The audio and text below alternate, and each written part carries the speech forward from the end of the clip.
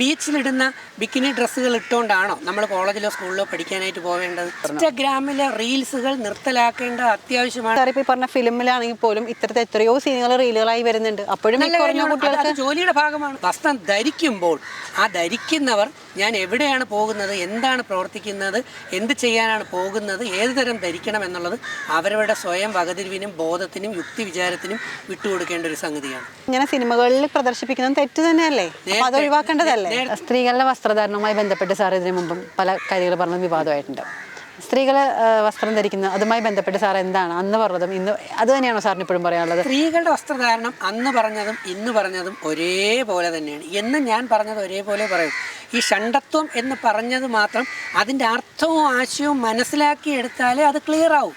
ഞാൻ അതിൽ തന്നെ ഉറച്ചു നിൽക്കുകയാണ്. പറയട്ടെ, ഞാൻ റോഡിൻ്റെ മധ്യത്ത് പോയെന്ന് ഞാൻ ഷണ്ടനാണേന്നല്ല ഞാൻ വിളിച്ചു പറഞ്ഞത്. ആധ്യാത്മികത എന്ന് പറയുന്ന കൂടി വരുമ്പോൾ സ്വാഭാവികമായിട്ട് ലൈംഗികത കുറഞ്ഞു വന്ന് നമ്മൾ അങ്ങനെ കൊണ്ട് നിർത്തിയാൽ പ്രോബ്ലം നിൽക്കും. ഓക്കെ, പക്ഷേ അങ്ങനെ നമ്മൾ ആധ്യാത്മികമായി നമ്മുടെ ലൈംഗികതയെ നിയന്ത്രിച്ച് നിർത്താൻ ഏതെങ്കിലും വഴി ഉപയോഗിച്ചില്ലെങ്കിൽ മാന്യമായ വസ്ത്രം ധരിച്ച ഒരു ചേച്ചി, ആ ചേച്ചി സാരിയും ബ്ലൗസുമാണ് ധരിച്ചിരിക്കുന്നത്, സാരിയും ബ്ലൗസുമാണ് നല്ലത്. പക്ഷേ ആ ചേച്ചി മാന്യമല്ലാത്ത രീതിയിലാണ് ധരിച്ചിരിക്കുന്നത്. ഇവിടെ ഉടുത്തിരിക്കുന്നത് ഏറ്റവും താഴോട്ട് ഇറക്കി വെച്ചിട്ട് ഇതിങ്ങനെ മാറ്റി കുത്തി. അപ്പോൾ കാര്യം മനസ്സിലായി കാണുമല്ലോ. ഇവിടെ വെട്ടിയിറക്കി ഇത്രയാക്കി ഇത് താഴോട്ടും കാണിച്ചിട്ട് ഇൻസ്റ്റാഗ്രാമിലെ റീൽസിൽ വന്ന് കിടന്ന് തുള്ളുമ്പോൾ, അല്ലെങ്കിൽ മുഖ്യധാരകളിൽ പ്രദർശനം നടത്തുമ്പോൾ ഈ നമ്മുടെ കുട്ടികൾ, സ്കൂളിൽ പഠിക്കുന്ന കുട്ടികൾ, UPSC 5ലും 6ലും 8ലും 10ലും +2ലും കോളേജിൽ പഠിക്കുന്ന കുട്ടികൾ ഇത് കാണുമ്പോൾ നേരത്തെ ഞാൻ പറഞ്ഞ സ്വന്തം ലൈംഗികതയെ നിയന്ത്രിച്ച് നിർത്താനുള്ള ആധ്യാത്മികത അല്ലെങ്കിൽ ഷണ്ടത്വം കുറച്ചെങ്കിലും ഭാവിയിൽ കൈവരിക്കാൻ തക്ക രീതിയിൽ ഇപ്പോഴേ പരിശീലനങ്ങൾ നേടിക്കൊണ്ടിരിക്കുന്ന കുട്ടികൾക്കാണെങ്കിൽ അത് നിയന്ത്രിച്ചു വയ്ക്കാൻ പറ്റും. പക്ഷെ അത് നിയന്ത്രിക്കാൻ കഴിയാത്ത വ്യക്തികൾക്കാണെങ്കിൽ ഈ കാഴ്ചകളിലൂടെ അവർ ലൈംഗിക ആസക്തിയിൽപ്പെടുകയും അവരുടെ പഠനം നഷ്ടപ്പെട്ടു പോവുകയും അത് ആ കുട്ടികളുടെ നാശത്തിലേക്ക് എത്തിക്കുകയും ചെയ്യും. അപ്പോൾ സമൂഹത്തിൽ നമ്മൾ വസ്ത്രധാരണം പറഞ്ഞതിനോട് യോജിക്കാൻ സാർ ഇത്ര നേരം പറഞ്ഞതിനോട് ഞാൻ പൂർണ്ണമായി യോജിക്കുന്നുണ്ട്. പക്ഷേ ഈ പറഞ്ഞോട് യോജിക്കാൻ എനിക്ക് പറ്റുന്നില്ല. കാരണം സമൂഹത്തിൽ വസ്ത്രധാരണം എങ്ങനെയാണ് നടത്തേണ്ടതെന്ന് ആരാ ചിന്തിക്കേണ്ടത്? അത് ഒരാളുടെ വസ്ത്രധാരണം കണ്ടിട്ടാണ് വ്യക്തിയുടെ വകതിരിവ്, ആ വ്യക്തിയുടെ ചിന്താധാര, ആ വ്യക്തി അറിഞ്ഞിട്ടുള്ള അറിവ് അതനുസരിച്ച്. ഞാൻ ചോദിക്കട്ടെ, ബീച്ചിലിടുന്ന ബിക്കിനി ഡ്രസ്സുകൾ ഇട്ടുകൊണ്ടാണോ നമ്മൾ കോളേജിലോ സ്കൂളിലോ പഠിക്കാനായിട്ട് പോവേണ്ടത്, അല്ലെങ്കിൽ ഒരു ഫംഗ്ഷൻ അറ്റൻഡ് ചെയ്യാൻ പോവേണ്ടത്? ഓരോന്നിനും ഓരോ ഫോർമൽ ഡ്രസ്സുകൾ, ഓരോ തരം വസ്ത്രങ്ങളുണ്ട്, വസ്ത്രധാരണം ഉണ്ട് എന്നുള്ളത് കേട്ടിട്ടുണ്ടോ? ഇല്ലയോ? ഉണ്ട്. ഇതൊന്നും ഇല്ലാതെ എങ്ങനെയായാലും വല്ല കുഴപ്പമുണ്ടോ?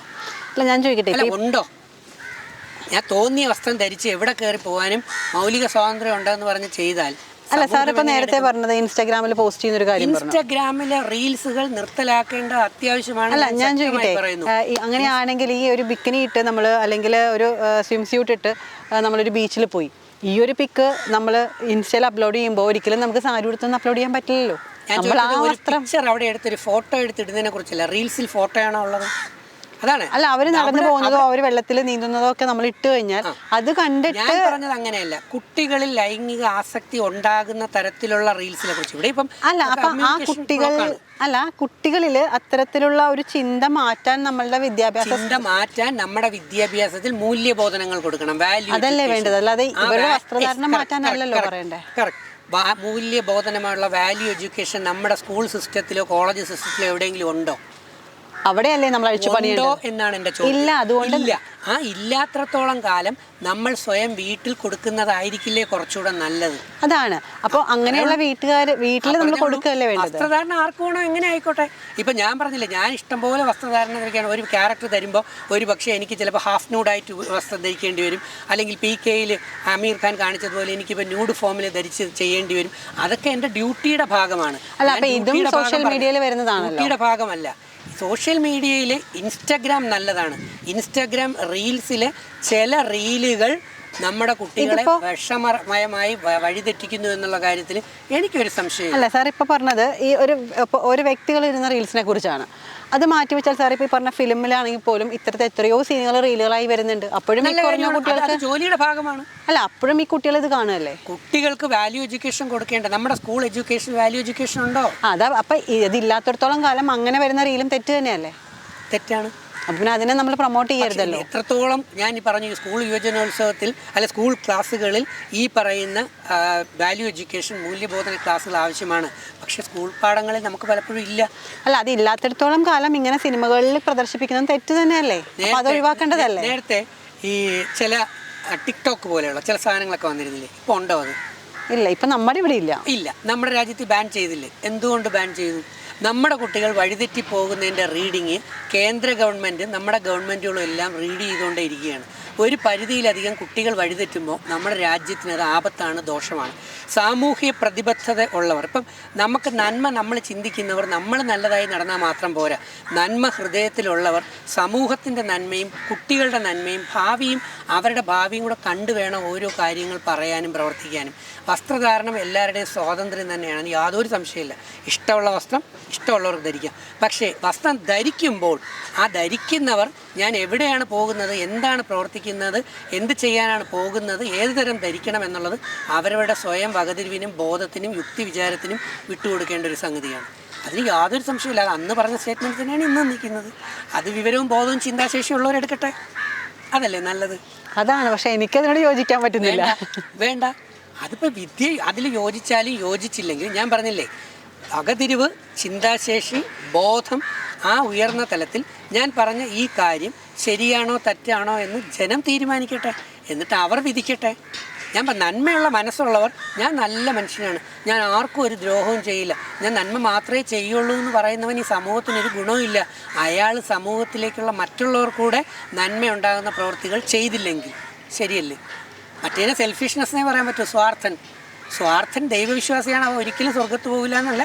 അവനൊരുവിധം ഇപ്പം അല്ലെങ്കിൽ മറ്റൊരു അവസരത്തിൽ അവന് പണി കിട്ടും. നിസ്വാർത്ഥതയോടെ നമ്മൾ കാര്യങ്ങൾ ചെയ്യുക. ഞാൻ നേരത്തെ പറഞ്ഞ ഷണ്ടത്വവും കൂടെ ഇതിൽ കൂടെ ചേർത്ത് വയ്ക്കുകയാണെങ്കിൽ ഭഗവത്ഗീതയിൽ ഭഗവാൻ കൃഷ്ണൻ പറഞ്ഞ തന്ത്രമാണത്. അനാസക്ത ഭാവത്തിൽ വേണം നമ്മൾ എല്ലാ കാര്യങ്ങളും ചെയ്യാൻ.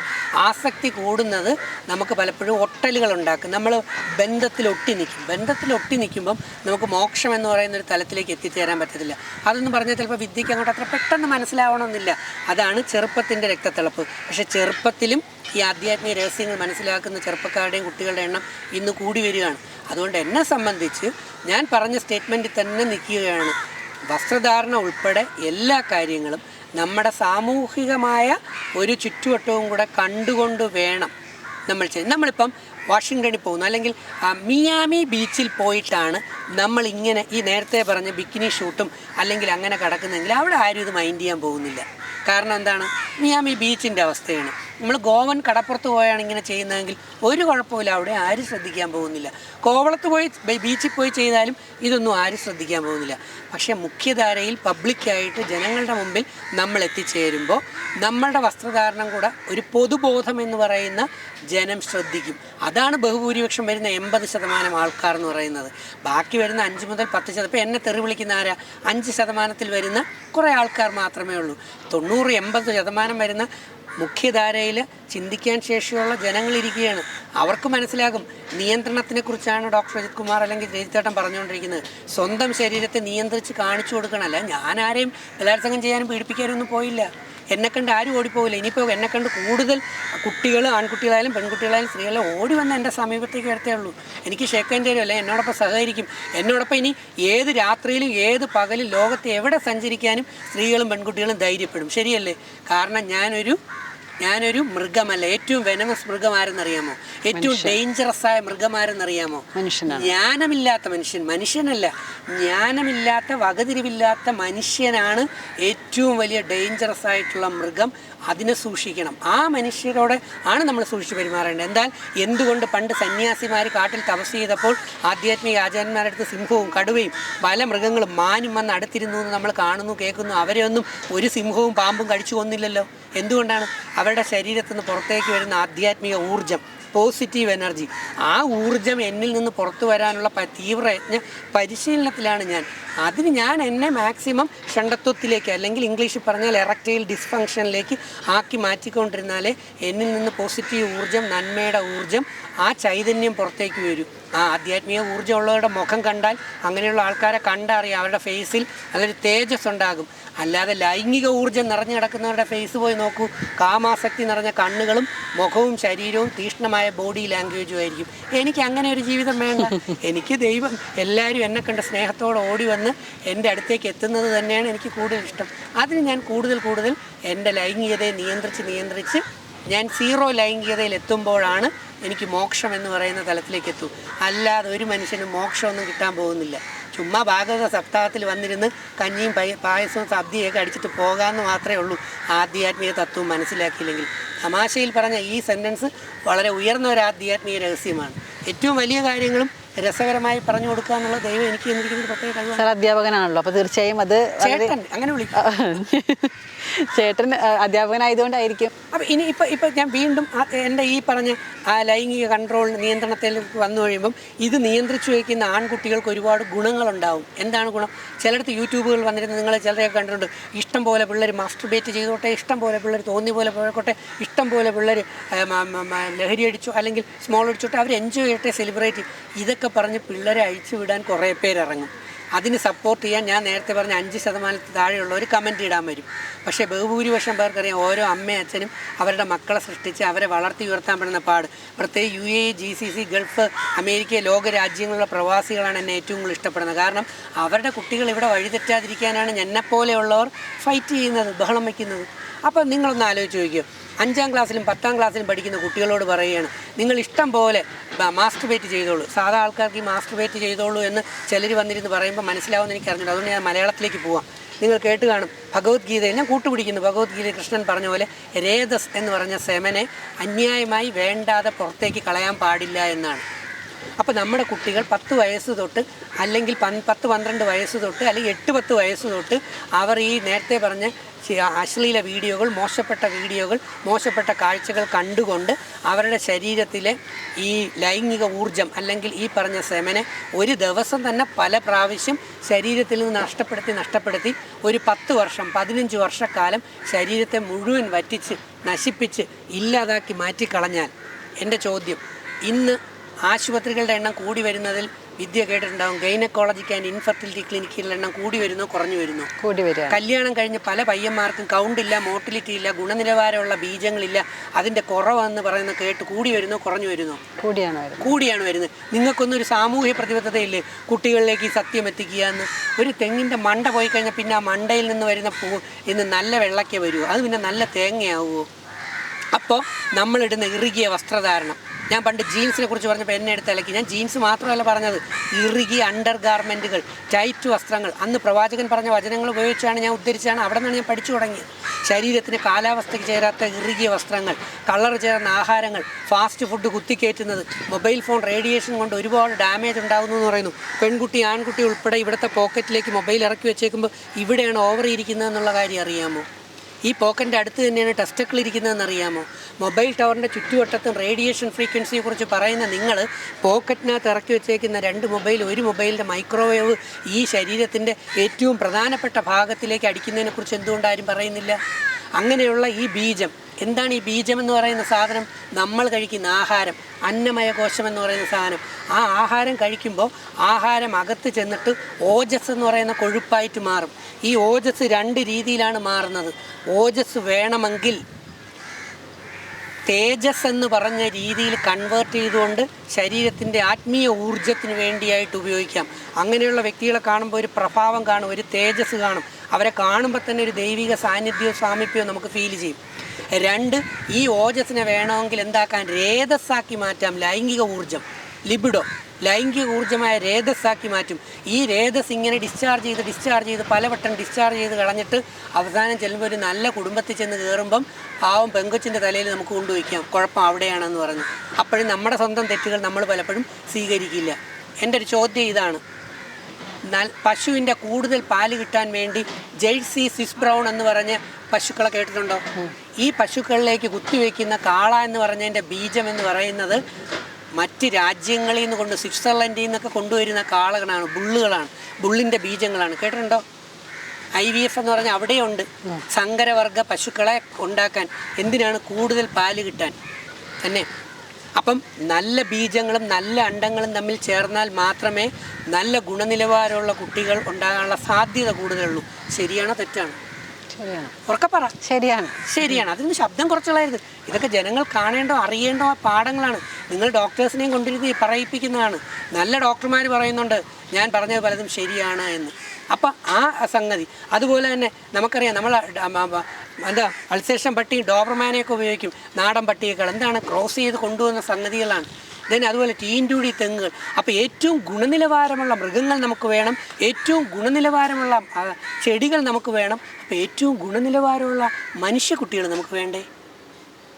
അപ്പോൾ ഏറ്റവും ഗുണനിലവാരമുള്ള മനുഷ്യക്കുട്ടികൾ നമുക്ക് വേണമെങ്കിൽ ആ മനുഷ്യ കുഞ്ഞുങ്ങളെ സൃഷ്ടിക്കാൻ പോകുന്ന ആൺകുട്ടികളും പെൺകുട്ടികളും അവരുടെ മാതാപിതാക്കളും ചെറുതിലേ തൊട്ട് തനിക്ക് ചെറുമക്കൾ തൻ്റെ മക്കളിലൂടെ ഏറ്റവും നല്ല ഗുണശ്രേഷ്ഠതയുള്ള നല്ല മക്കൾ ജനിക്കണമെന്ന ആഗ്രഹത്തോടെ ചെറുതിലെ അവർക്ക് വേണ്ട നേരത്തെ പറഞ്ഞ മൂല്യബോധന ക്ലാസ്സുകളും വാല്യൂ എഡ്യൂക്കേഷനും സ്വന്തം ആത്മാവിനെക്കുറിച്ചുള്ള അവയർനെസ്സും അങ്ങനെ ഗുണകരമായ കാര്യങ്ങളെല്ലാം കൊടുത്ത് വളർത്തി ഉയർത്തിയാൽ അവർ ഇവിടെ വന്ന് കുറേ ആൾക്കാർ വന്നിരുന്ന് സ്വന്തം ശരീരത്തിൽ നിന്നെല്ലാം കളഞ്ഞോളൂ, ഇഷ്ടം പോലെ ഫ്രീ സെക്സിൽ പൊക്കോളൂ, ഫ്രീ മെരിറ്റൽ സെക്സിലേക്ക് ഓടിക്കൊള്ളൂ, തോന്നിയ പോലെ പൊക്കോളൂ എന്ന് പറഞ്ഞിട്ട് ഡൈവേഴ്സിൻ്റെ വാതിൽക്കൽ പോയി കല്യാണവും നടത്തിയിട്ട് കോടതിയുടെ വാതിൽക്കൽ പോയി കയറി ഇറങ്ങിയിരിക്കുകയാണ്. കഷ്ടമല്ലേ നമ്മുടെ കുട്ടികളുടെ അവസ്ഥ? നമ്മൾ നല്ല ബോധവൽക്കരണം നടത്താൻ എന്നെക്കാളും എടുക്കുന്ന ആൾക്കാർ ഇവിടെ ഉണ്ട്. മുമ്പ് കുട്ടികൾ പാരൻസിൻ്റെ മുമ്പ് കരയുകയാണ്, മമ്മി അമ്മ ഇനി ഞാൻ അങ്ങനെ ചെയ്യില്ല, അച്ഛൻ ഇങ്ങനെ ചെയ്യില്ല. സാർമാരുടെ മുമ്പ് കരയാണ്, സാർ ഇനി ഞാൻ അങ്ങനെ ചെയ്യില്ല.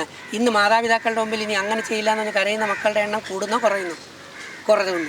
സാർമാരുടെ കുറയുന്നു. അപ്പോൾ ഇപ്പോൾ കരച്ചിൽ എവിടെയാണ്? പോലീസിൻ്റെ മുമ്പിലാണ് കരച്ചിൽ കൂടുതൽ. സാർ ഇനി അങ്ങനെ ലോഡ് കയറില്ല, ഇനി ഇങ്ങനെ പോകില്ല. പിന്നെ ജയിലിലും വക്കീലിൻ്റെയും കോടതിയുടെ മുമ്പിലാണ് കരച്ചിൽ. നമ്മുടെ കുട്ടികൾ പോലീസിൻ്റെയും കോടതികളുടെ മുമ്പിലും കരയുന്നതിനേക്കാൾ ഏറെ നല്ലത് അവർ ജീവിതകാലം മുഴുവൻ സന്തോഷിക്കട്ടെ. അതിന് നമ്മുടെ മാതാപിതാക്കളുടെ മുമ്പിലും അധ്യാപകരുടെ മുമ്പിലും മനസ്സ് നിറഞ്ഞ് ദൈവത്തിൻ്റെ മുമ്പിലും ആത്മാർത്ഥമായ ഒരു 2 തുള്ളി കണ്ണുനീരൊഴുക്കി അകമൊരു മാനസാന്തരത്തിൽ കൊണ്ടുവരാമെന്നുണ്ടെങ്കിൽ നമുക്ക് ഏറ്റവും നല്ല തലമുറ തന്നെ കിട്ടും. ഇല്ലെങ്കിൽ പലരും അനുഭവിച്ചു പഠിക്കും. ഞാൻ അനുഭവിച്ചു പഠിച്ചു. My experiences are my messages. എൻ്റെ ജീവിതം ഞാൻ ലൗകികതയ്ക്ക് ഉപയോഗിച്ച് സ്വാർത്ഥനായി മാറാതെ ഞാൻ ഈ സാമൂഹ്യ പ്രതിബദ്ധതയോടെ മറ്റു കുട്ടികളെയും സമൂഹത്തെയും രക്ഷിക്കാൻ ഇത്രയൊക്കെ എക്സ്പെർട്ടായിട്ട് അല്ലെങ്കിൽ ഇത്രയൊക്കെ പരിശ്രമത്തെ നടത്തുന്നില്ലേ? അല്ലേ? ആലോചിച്ച് നോക്ക് തന്നല്ലോ. അങ്ങനെയുള്ള എന്നെ അവാർഡുകളൊന്നും തന്ന് ആദരിച്ചില്ലെങ്കിലും ഇങ്ങനെ കുറേ ക്രൂശിക്കാതിരുന്നാൽ പോരെ? അതാണ് ആവശ്യം. അപ്പോൾ വളരെയധികം സന്തോഷം നിങ്ങൾ എന്നെ വിളിച്ച് എത്താൻ. എനിക്ക് ആദ്യം ഉൾഭീതി ഉണ്ടായിരുന്നു, നിങ്ങളും എന്നെ കൊടുക്കാനാണോ എന്നെ ചതിക്കാനാണോ? അത് പലരും എന്നെ ഇങ്ങനെ അറവ് പശു മാടിനെ കൊള്ളേ കൊണ്ടുവന്ന് കഴുത്ത് കുട്ടി കൊല്ലാം എന്നുള്ള നിലയിൽ. എന്തായാലും നിങ്ങൾ വന്നതിലും കണ്ടതിലും ചോദ്യങ്ങൾ ചോദിച്ചതിലും ഒരു അപേക്ഷ മാത്രമേ ഉള്ളൂ. ഞാൻ ഈ പറഞ്ഞ കാര്യങ്ങൾ നല്ല രീതിയിൽ നമ്മുടെ തലമുറകൾക്കും ജനങ്ങൾക്കും എത്തിച്ചു കൊടുക്കുക. അവർ അതിൽ നിന്ന് സത്യം മനസ്സിലാക്കട്ടെ. അതുവഴിക്ക് നിങ്ങളും വളരട്ടെ. എല്ലാ നന്മകൾക്കും ഉണ്ടാവട്ടെ. ഇതേ പറയാനുള്ളൂ. അപ്പോൾ എനിക്ക് സാറിനോട് ചേട്ടനോട് എന്നോട് വന്നപ്പോൾ തുടങ്ങി പറയാണ് സാറിന് വിളിക്കരുത്, എനിക്ക് അങ്ങനത്തെ ഇഷ്ടമല്ല, അങ്ങനത്തെ ഫോർമാലിറ്റീസ് ഒന്നും വേണ്ടെന്ന്. അപ്പോൾ ചേട്ടനോട് എനിക്ക് ഒരു ഔപചാരികമായിട്ട് ഞാനൊരു നന്ദിയല്ല പറയുന്നത്, എനിക്കൊരു ഷെയ്ക്ക് ഹാൻഡ് എന്നത് അവസാനിപ്പിക്കണമെന്നാണ് തോന്നുന്നത്. തീർച്ചയായിട്ടും ഇതൊരു പ്രധാനമന്ത്രി, ഒരു പ്രസിഡന്റ് അല്ലെങ്കിൽ മന്ത്രി എനിക്ക് തരുന്ന, അല്ലെങ്കിൽ വലിയൊരു മഹാനായ മനുഷ്യൻ എനിക്ക് തരുന്ന ഒരു ഷേക്ക് ഹാൻഡ് പോലെ തന്നെ ഞാൻ എടുക്കുന്നു. നിങ്ങൾക്ക് എല്ലാ ഐശ്വര്യങ്ങളും വിജയങ്ങളും ഉണ്ടാവട്ടെ. ഈ പറഞ്ഞ കാര്യങ്ങളെല്ലാം ശരിയാണെന്ന് തോന്നുകയാണെങ്കിൽ ഇത് ജനങ്ങളിലേക്ക് എത്തിച്ചു. Thank you. താങ്ക്സ് അല്ലോ. ഞാനിങ്ങനെ ഈ ഒരു രീതിയിൽ ഈ ഒരു ഷേക്ക് ഹാൻഡ് കൊടുത്തത് അവസാനിപ്പിച്ചത് ഈ പറഞ്ഞ കാര്യങ്ങളിലൊക്കെ നമ്മളെപ്പോഴും പുറത്തുനിന്നാണ് ഒരാളെ കാണുന്നത്. പക്ഷെ ഞാൻ ഇപ്പോൾ ഇത്ര അടുത്തുനിന്ന് കണ്ടപ്പോൾ പറഞ്ഞ കാര്യങ്ങളിൽ ഒരുപാട് കാര്യങ്ങൾ വാസ്തവമുണ്ട്, ഒരുപാട് കാര്യങ്ങൾ നമ്മൾ അറിയാനുള്ളതാണ്. എപ്പോഴും എനിക്ക് പറയാനുള്ളത്, പലപ്പോഴും നമ്മൾ പറയുന്ന കാര്യങ്ങളെ വളച്ചൊടിക്കാതെ എന്താണോ അവർ പറയാൻ കഴിയും കേട്ടോ. കുറച്ച് ഇത്രയും വർഷം കൊണ്ട് ഞാൻ ആർജിച്ചു വെച്ചേക്കുന്ന ബയോളജിയും സയൻസും സ്പിരിച്വാലിറ്റിയും സൈക്കോളജിയും സമൂഹം ഒരുപാട് കാര്യങ്ങൾ അറിയാൻ പറ്റും. പക്ഷെ എന്നെ പീഡിപ്പിച്ചാൽ ഞാൻ പിന്നെ ഒന്നും പറയാതെ അങ്ങ് നിർത്തും. അപ്പോൾ ഒരാൾ എന്താണോ പറഞ്ഞത് അതായിട്ട് തന്നെ ജനങ്ങളിലേക്ക് വീണ്ടും ഒരു വാക്ക് പറയുന്നു. നിങ്ങൾ നല്ല രീതിയിൽ ജനങ്ങളിലേക്ക് എത്തിയാൽ നിങ്ങൾക്ക് വീണ്ടും വീണ്ടും അവസരങ്ങൾ തീർച്ചയായും നിങ്ങളുടെ ചാനലിലൂടെ. എനിക്ക് സ്വന്തമായി യൂട്യൂബ് ചാനലുണ്ട്, പക്ഷേ അതിലൂടെ ഇട്ടൊന്നും പൈസ ഉണ്ടാക്കാൻ ഞാൻ ശ്രമിക്കാറില്ല. നിങ്ങൾക്ക് പക്ഷേ വീണ്ടും കൂടുതൽ അവസരങ്ങൾ ഞാൻ തരുന്നതാണ്. അപ്പോൾ ഒരാൾ എന്ത് പറയുന്നു അത് അയാൾ പറയുന്ന രീതിയിൽ തന്നെ ജനങ്ങളിലേക്ക് എത്തിക്കുക. ഒരിക്കലും ഒരു മനുഷ്യനെ മനസ്സുകൊണ്ട് വേദനിപ്പിച്ചിട്ട് നമുക്ക് ഉണ്ടാക്കുന്ന പണത്തിനോ ഒന്നിനും ഒരു മൂല്യം ഉണ്ടാവില്ല. അതുകൊണ്ട് നമുക്ക് എത്ര നാൾ ജീവിക്കാൻ പറ്റുമെന്ന് അറിയാൻ പറ്റില്ല. അപ്പോൾ എപ്പോഴും ഒരാൾക്ക് സന്തോഷം തരുന്ന രീതിയിൽ നമുക്ക് എന്ത് ചെയ്യാൻ പറ്റുമോ അത് ചെയ്യാം. അപ്പോൾ ഞങ്ങളിത് അദ്ദേഹത്തിൻ്റെ വാക്കുകൾ പൂർണ്ണമായി നിങ്ങളിലേക്ക് എത്തിക്കുകയാണ്. നിങ്ങൾക്കത് എല്ലാവർക്കും മനസ്സിലായിട്ടുണ്ടാവുന്നു. I salute you. Thank you. നമസ്കാരം.